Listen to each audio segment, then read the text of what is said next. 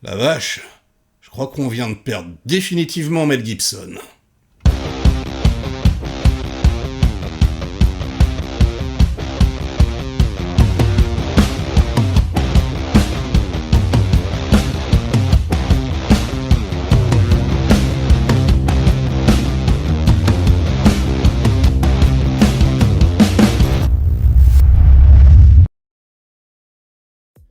Salut les cinéphages, c'est Merege, et aujourd'hui, ce qui aurait dû être un événement, puisqu'on vient parler du nouveau film de Mel Gibson en tant que réalisateur, vole à haut risque avec Mark Wahlberg dans le rôle principal, ou pas d'ailleurs, on va y venir, n'est en réalité qu'un énorme crash, un accident industriel qui aboutit tout simplement à la destruction totale de Mel Gibson.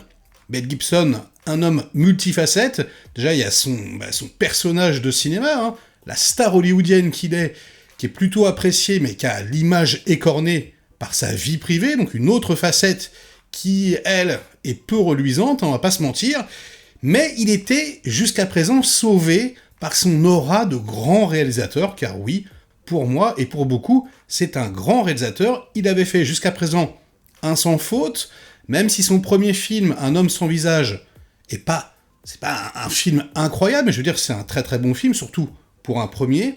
Apocalypto, on n'en parle même pas, pour moi c'est au-delà du chef-d'œuvre, c'est un des meilleurs films que j'ai jamais vu, c'est incroyable. D'ailleurs, si vous ne l'avez pas vu, les petits amis, mais courez-y.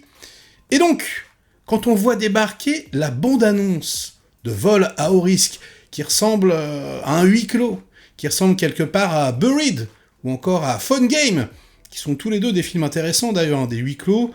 Alors il y en a un qui se passe dans une cabine téléphonique et tout autour, et puis l'autre qui se passe carrément à l'intérieur d'un cercueil, sous terre, et là on est à l'intérieur d'un tout petit avion, mais vraiment tout petit. Réellement, il y a 4 places, quoi. Voilà, et c'est un réel problème. Parce que la réalisation de Mel Gibson, hein, même s'il est très talentueux, le bonhomme, bah, une fois que tu as épuisé toute la valeur de champ contre champ et de valeur de cadre, bah, tu peux plus faire grand-chose. Et bah, c'est ce qui se passe. C'est-à-dire que le film est redondant formellement, car c'est réellement un huis clos. Hein. Vous attendez pas une scène d'exposition avant, une grosse scène d'action après. Non. Tout se passe dans ce petit avion, donc c'est très resserré, et ça se ressentait donc sur la bande-annonce. On se disait, mais qu'est-ce qui a bien pu passer par la tête de Mel Gibson pour réaliser ce truc ? Et j'attendais une réponse. Je me disais que peut-être son scénariste, Jared Rosenberg, qui est un débutant total, avait très certainement quelque chose à dire, avait pondu vraiment une histoire incroyable, etc. Et bon, un huis clos, pourquoi pas, hein, si vraiment le scénario est intense, si les ramifications de l'histoire sont passionnantes, bon bah ok. Donc effectivement, le trailer faisait peur, mais j'attendais de voir le bousin, d'autant que j'aime beaucoup Mark Wahlberg, et aller voir un petit Marky Mark au cinéma, pourquoi pas. Donc, bah ouais, le premier jour, j'étais dans la salle, une salle énorme à Châtelet-Halles, avec David de Film Talker à côté de moi, et on devait être en tout une vingtaine, hein, sur une salle de 500 places. C'est assez flippant. Le film commence. Et là, c'est la dégringolade. Et là, vraiment, je vous assure, hein, si ça n'avait pas été réalisé par Mel Gibson, probablement que je serais sorti avant la fin, peut-être. Ou alors, je me serais dit, bon, c'est un Jean-François Richet mal luné, voilà. Vous savez, un Gérard Butler de base. Et oui, ça ressemble à un produit DTV, ça ressemble à un produit streaming, comme il y en a des centaines. Déjà, ça commence... Le premier plan numérique dégueulasse en Alaska, avec le deuxième qui est en fait un bol de nouilles dans un micro-ondes. C'est la mocheté à l'état pur. Ça donne tout de suite le ton. Les enfants, donc, de quoi ça parle ? Vol à haut risque.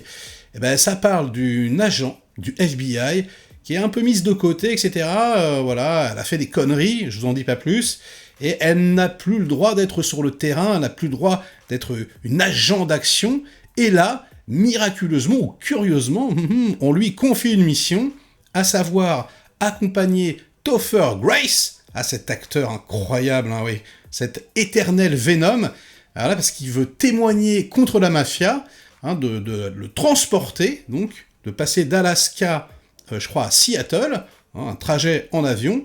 Et ben, pour le trajet, il faut donc un pilote. Ça sera Mark Wahlberg, qui, pour l'occasion, s'est rasé le crâne. Ah, c'est un léger spoiler, mais bon, c'est dans la bande-annonce, et c'est vrai qu'il est complètement ridicule. En même temps, il est complètement en surjeu. La fille, elle, est interprétée par Michelle Dockery, c'est celle qui s'en sort le mieux, on va dire.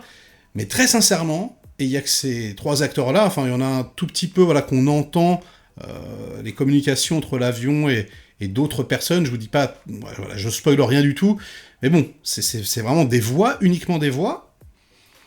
Ils sont tous les 3 quasiment en roue libre. Franchement, Mel Gibson, on l'a perdu. On l'a perdu, il était donc sauvé, je vous disais, par ce statut, cette aura quand même de très grand réalisateur, Oscar partout, à foison, etc. Et ouais, jamais j'aurais pu imaginer que Mel Gibson commette quelque chose comme ça. Et je me disais pendant la projection, mais c'est pas possible. Pourquoi est-ce qu'il a choisi de faire ce film? Pourquoi il y a un sens caché? Du coup, je me suis accroché, je me suis dit, ok, alors peut-être que le mec en Alaska, voilà, qui a été mis au bord de l'humanité, quelque part, qui est obligé de se planquer, bah, c'est un peu Mel Gibson, comme ça. Voilà, il est tout seul, dans le froid, dans le blizzard, je sais pas. Peut-être que l'avion, bah, ça représente Hollywood, quelque part. Hein. Peut-être que on a passé les manettes aux femmes, maintenant, et du coup, il faut se racheter, machin. Voilà, j'essayais de sauver les meubles, quoi. Quelque part, mon cerveau disait, bon, non, alors ça doit être intéressant, c'est juste que je comprends pas, c'est juste que j'ai pas vu. Ben non, parce qu'au bout d'un moment, non. Au bout d'un moment, on se dit, mais je pense qu'il a juste fait ce film, peut-être parce qu'il avait envie de se marrer. Je sais pas, parce que c'est une comédie, hein, en réalité, presque. C'est tellement grand guignolesque. C'est tellement, quelque part... Enfin, les péripéties, et surtout le personnage de Mark Wahlberg, hein, c'est tellement débile, je vais oser le mot, quoi, qu'on se pose vraiment la question. Et même, voilà, les trailers qui ont pu sortir, il y en a un où Mel Gibson se parodie lui-même, voilà, il se grime un petit peu en mode Braveheart, on sent qu'ils vendent le film comme quelque chose de très léger, très fun, etc. 25 millions de dollars, apparemment, le budget, c'est ultra réduit, putain, et ça se voit.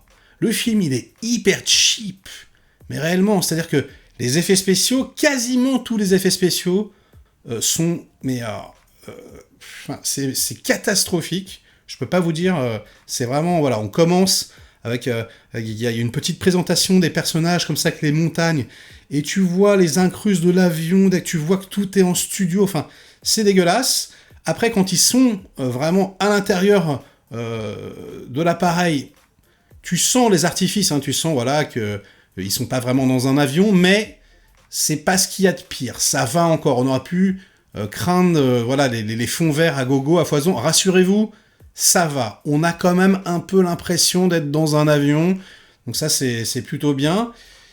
Et puis, je veux dire, bon, voilà, il y a 1h30, il y a des péripéties, ça s'enchaîne quand même plus ou moins, etc.